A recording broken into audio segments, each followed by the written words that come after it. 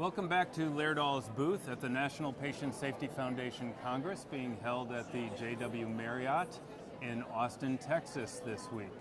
We are joined right now by our guest, Toni Rowan. Toni is the Director for Clinical Education at Seton Healthcare Family. Welcome, Toni. We're really happy to have you here. Thank you. I'm glad to be here. Thank you very much for spending the time.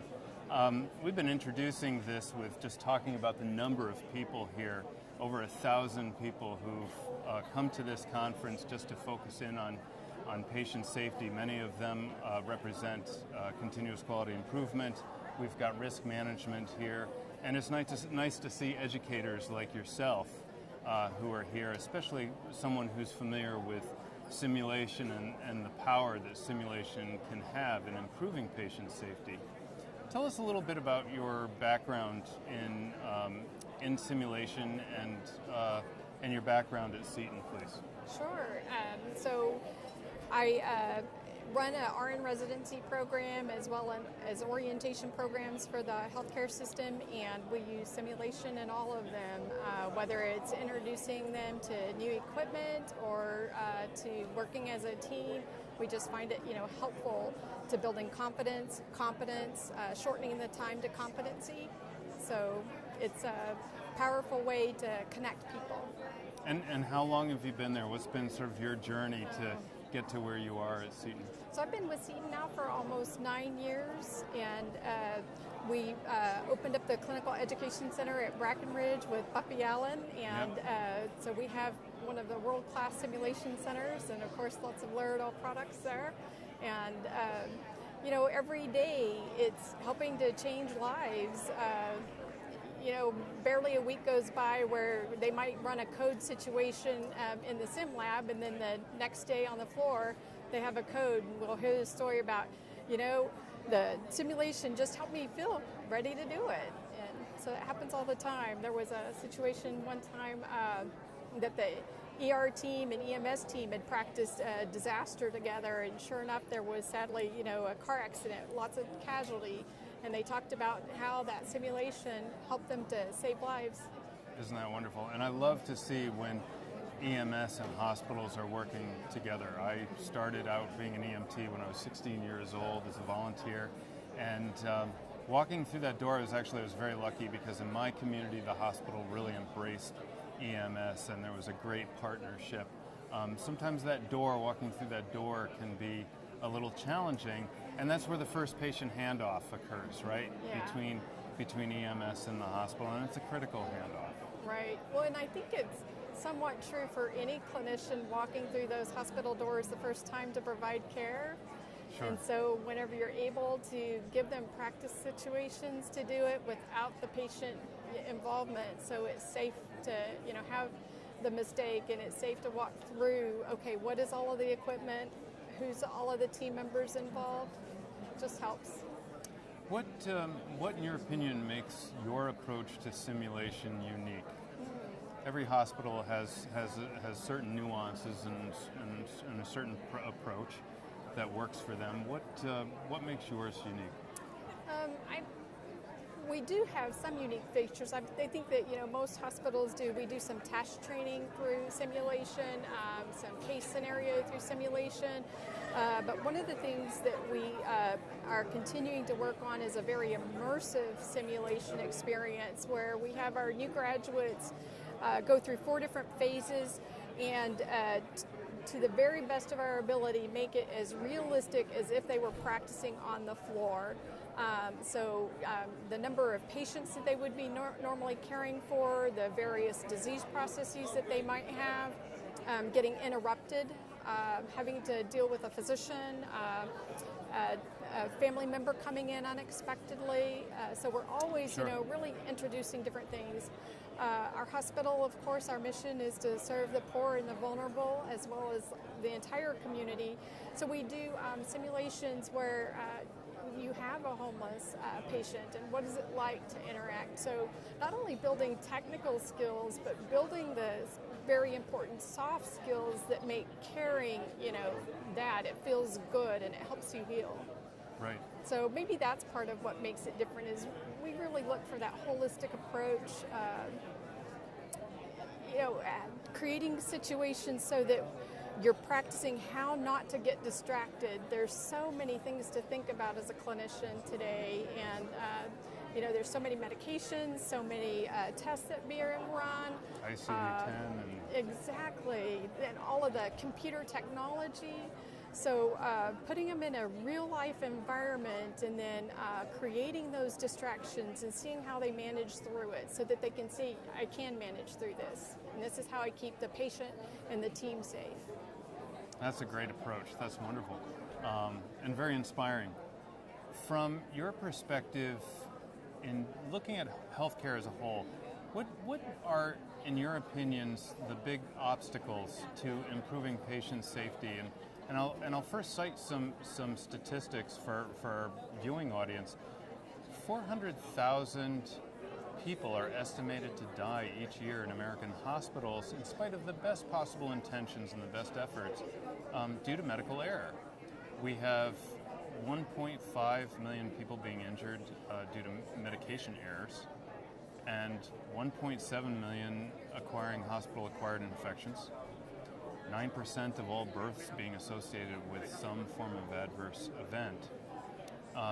And it stands to reason that these are human organizations, and mistakes, of course, happen, but there are clearly things we can do. That clearly we're not making the kinds of improvements in patient safety that we need to be making. What are the big obstacles out there, in your opinion? I think, so many. One of them is probably the ability to bring when there's students as clinicians together to learn how to work as a team. And then, of course, we have an entire workforce that didn't really learn together either.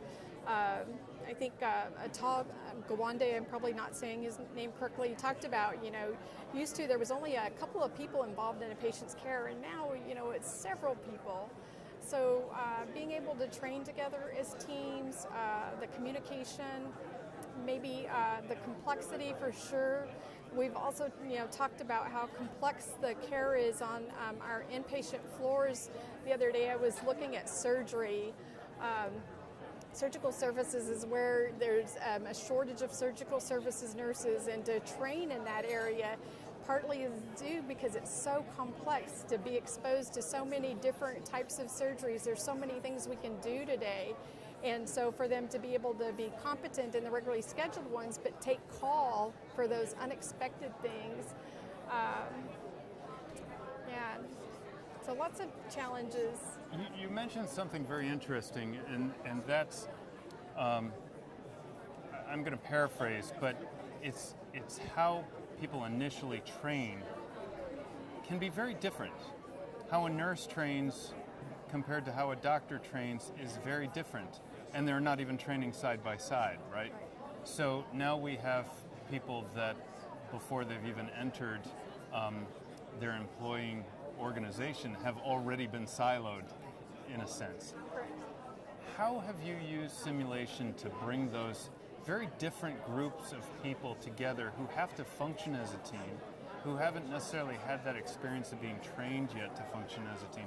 How are you using simulation to do that? One real common way is running code situations. That's probably the most prevalent. But then we have had situations, adverse events, a serious safety event occur, and then bring it into simulation and recreate it with the team. So, builds understanding, helps to understand, okay, where was all of the breakdowns? You've seen the Swiss cheese model probably. Where did it start? Exactly. How many times did it line up? Sure. Mm-hmm. It's interesting. I mean, it wasn't, I guess maybe 3-4 years ago, we started doing even tabletop discussions with the various, different healthcare members, physician, pharmacy, nursing, social work, rehab, and not even understanding what each one of them can bring to the table and how to leverage one another. So you're right, they start out in silos, and getting them together is a challenge. That probably is one of the key challenges we have today. It's getting the full healthcare team together to practice together, and even in the schools in their accrediting bodies are required to be working on this, but just this past week we were observing their simulations, and to the best of their ability they weren't able to get all of the members represented. Sure. And the research shows it's not best practice for someone outside of the profession to represent it. So, for example, whenever we're simulating and the nurse is calling a physician, it's best to have a physician on the phone or a PA on the phone, not a nurse playing the physician, because we tend to bring out the negative stereotypes when we're playing somebody else's role. Isn't that fascinating? That is. That's and I wonder, does that apply now to the use of standardized patients and so forth? So really, you're creating a model for standardized professionals. Exactly. Which is fascinating. Yeah. Interesting. So really, what you're doing is you're managing getting these people together who are responsible for the entire patient journey. That's right. And that's unique, because using simulation across the course of the patient journey is, as you said, it's a very holistic approach. It is. We have the advantage, with the medical residents, so they will get involved in the nurse residency and come in, and the respiratory therapists, social workers, and then pastoral care. That probably is another element that is unique for our organization because we're faith-based. Nice. So pastoral services, so we can, perinatal loss, it affects much more than just, one person in the room. That's a whole unit, whole department, family. They're impacted. And you're getting all these people involved in some form of simulation so they can understand how to go do their job better later on. That's incredible. That's what incrementally making steps, like Dory was saying, scheduled 2 months in advance. You're backlogged that much. Well, to get them on the calendar. That's to your credit. What would be your favorite patient safety success story? One of my favorites was whenever we opened at Seton Medical Center, Hayes. Ran lots of simulations to see what happens if you're, trying to get a laboring mother up to labor and delivery. What happens if, you have somebody crash? All those kinds of things. Moving them from OR to ICU. Just what's the workflow? And so they did a simulation of the not being able to get the mom up to labor and delivery on opening day. It happened. Isn't that something else? Wow. That's incredible. Probably one of my favorites. That's incredible. Yeah. So we're being viewed by hospitals from across the country. What words of wisdom, maybe you didn't need to hear that, right?